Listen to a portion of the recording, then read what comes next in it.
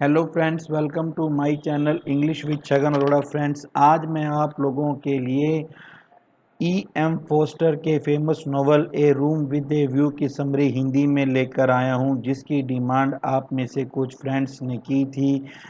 ये नोवेल 1908 में पब्लिश्ड हुआ था। ये एडवर्डियन एरा के समय की एक महिला की कहानी है, जिसने ओल्ड और न्यू वेज में किसी एक को चूज करना पड़ा था, क्योंकि उस समय एडवर्डियन एरा में लेडीज़ के लिए जो सोसाइटी के नॉर्म्स थे, सोसाइटी के जो कानून थे, वो बहुत ज़्यादा स्ट्रिक्ट होते थे। तो शुरुआत करते हैं। नोवेल दो पार्ट्स में डिवाइड है।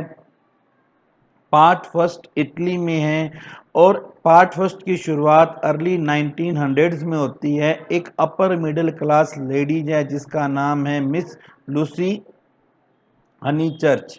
ये जो मिस लूसी हनी चर्च है, ये अपनी एक अनमैरिड चैपरवन कजिन, चैपरवन वो लेडीज होती हैं या वो पर्सन होते हैं जो कि प्रॉपर्टी के चलते जिनकी शादी नहीं की जाती है।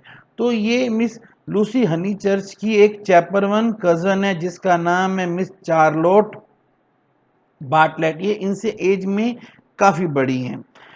ये दोनों यानी कि मिस लूसी हनी चर्च और मिस चार्लोट बार्टलेट इटली में घूमने जाती हैं। ये इंग्लैंड की रहने वाली इटली में घूमने जाती हैं और एक होटल में रुकती है जिस होटल का नाम है पेंसियोन बर्टोलिनी। अब ये होटल में जाकर शिकायत करती हैं कि जब हमने होटल बुक किया था तो आपने कहा था कि होटल के सामने एक नदी बहती है जिसका नाम है रिवर एमो। आपने कहा था उस रिवर एमो का व्यू दिखेगा, पर यहाँ पर तो हमारे सामने सूखा कोर्टयार्ड है। इस होटल में एक और गेस्ट रुके हैं जिनका नाम है मिस्टर एमरसन, और इसके साथ ही इनका बेटा भी है जिसका नाम है जॉर्ज। ये दोनों मिस्टर एमरसन और जॉर्ज रुके हैं और ये कहते हैं कि लेडीज को व्यू की ज़्यादा शौक होता है, जेंट्स को होता नहीं है, इसीलिए वो कहते हैं कि आप हमारे साथ में रूम स्वाइप कर लो। पर ये सुनकर मिस चार्लोट इस बात को मना कर देती है। वो कहती है एक तो इनका व्यवहार अनकन्वेंशनल है और ये एक तरह का ओब्लिगेशन होगा। वहां पर एक और गेस्ट रुके हैं जिसका नाम है मिस्टर बी। मिस्टर बीब ये एक कलरगी मैन है, एक पादरी हैं। वो ये कहते हैं कि चार्लोट आपको मिस्टर एमरसन फैमिली का जो ऑफर है वो आपको स्वीकार कर लेना चाहिए। अगले दिन लूसी जो है वो मिस एलेनोर लेविश नाम की एक नोवेलिस्ट भी यहाँ पर रुकी हुई है। इस मिस एलेनोर लेविश नाम की नोवेलिस्ट के साथ इटली घूमने जाती है। तो लूसी अपने साथ में अपनी गाइड बुक लेके जाती है।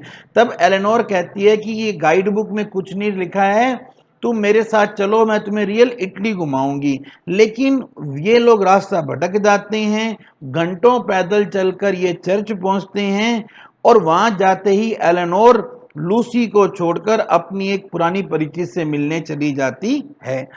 चर्च में लूसी को एमरसन परिवार मिलता है तो बड़े आराम से मिलती है। अब धीरे धीरे इनको मिस्टर जॉर्ज भी पसंद आने लगे हैं। लूसी और जॉर्ज पिज्जा डेला सिग्नोरिया नाम की एक जगह पर घूमने जाते हैं। वहां उनके सामने एक मर्डर होता है जिसे देखकर लूसी बेहोश हो जाती है।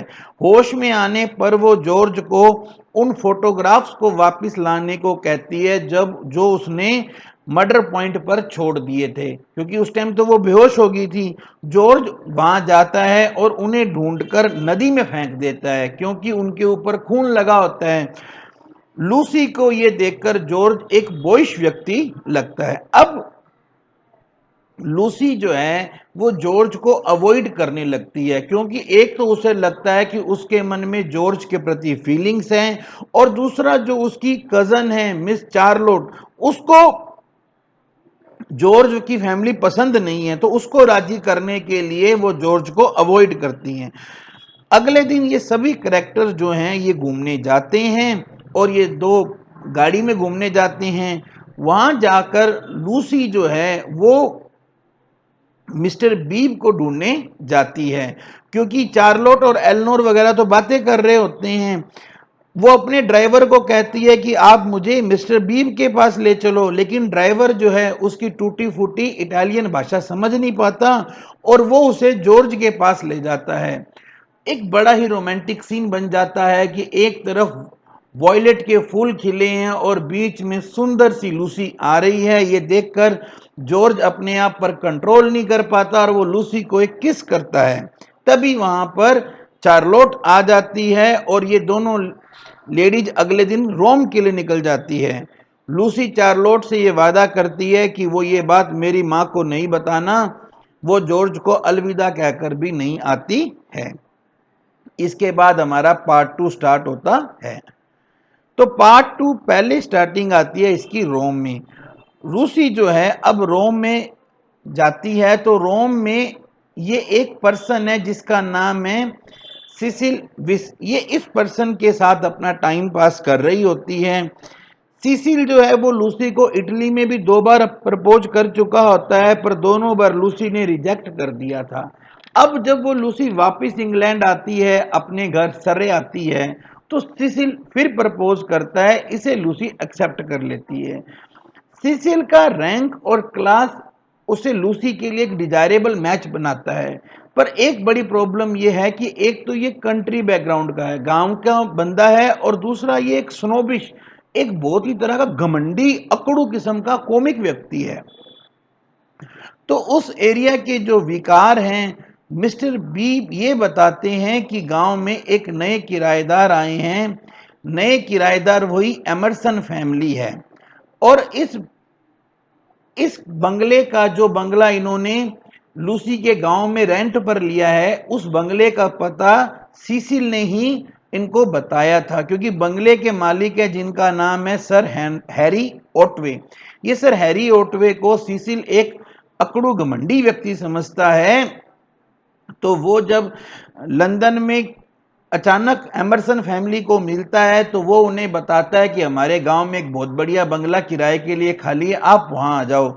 अब ये बात सुनकर मिस्टर एमरसन और उनका बेटा जॉर्ज जो हैं वो यहाँ आ जाते हैं। लूसी इस बात से गुस्सा हो जाती है, क्योंकि उसे तो होटल में एक लेडीज मिली थी जिसका नाम था मिसेज एलन। वो एक बुजुर्ग लेडीज थी। लूसी ने उनको वादा किया था कि मैं आपको ये बंगला रेंट पर दिला दूंगी। अब यहां पर वही हमारे करेक्टर है मिस्टर बीब। जो मिस्टर बीब हैं वो लूसी का एक ब्रदर है जिसका नाम है फ्रेडी। वो फ्रेडी को जॉर्ज से मिलवाते हैं। अब ये लोग क्या है, अच्छे फ्रेंड बन जाते हैं।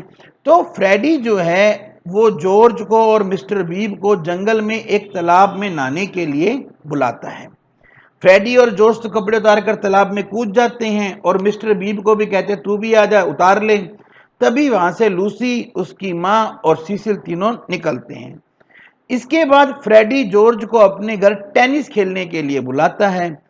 जब वो टेनिस खेलने के लिए बुलाता है तभी वहां सीसिल भी आता है। वो जोर जोर से एक रोमांटिक नोवेल का सीन पढ़ता है, जो कि जॉर्ज और लूसी के किस सीन से मिलता जुलता है।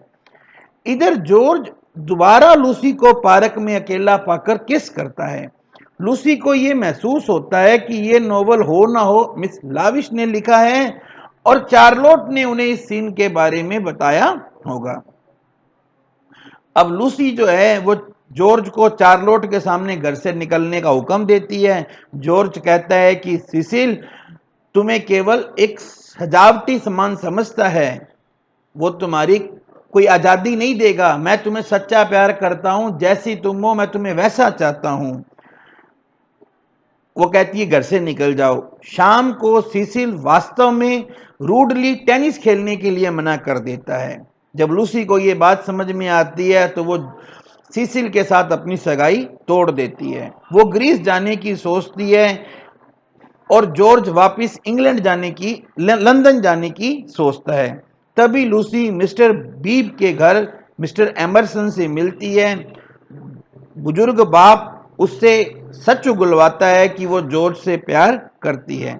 तो नोवेल का एंड फ्लोरेंस में होता है, जहां जॉर्ज और लूसी भागकर शादी कर लेते हैं। इस शादी में उनकी मां की अनुमति नहीं है, पर यहाँ लूसी को यह भी पता चलता है कि चार्लोट को यह पता था कि मिस्टर एमरसन मिस्टर बीब के घर पर थे, पर उसने उन्हें जाने से नहीं रोका। और यहीं पर यह नोवेल एंड होता है। फ्रेंड्स, आप लोगों के लिए एक गुड न्यूज़ है, मेरे बेटे ने किड्स के लिए एक चैनल स्टार्ट किया है जिसका लिंक मैंने डिस्क्रिप्शन बॉक्स में डाल दिया है। तो प्लीज़ आप उस चैनल को भी सब्सक्राइब करें, लाइक करें और शेयर करें। आपने अपना कीमती समय दिया, इसके लिए आपका बहुत बहुत धन्यवाद। आपका दिन शुभ हो। जय हिंद, भारत माता की जय।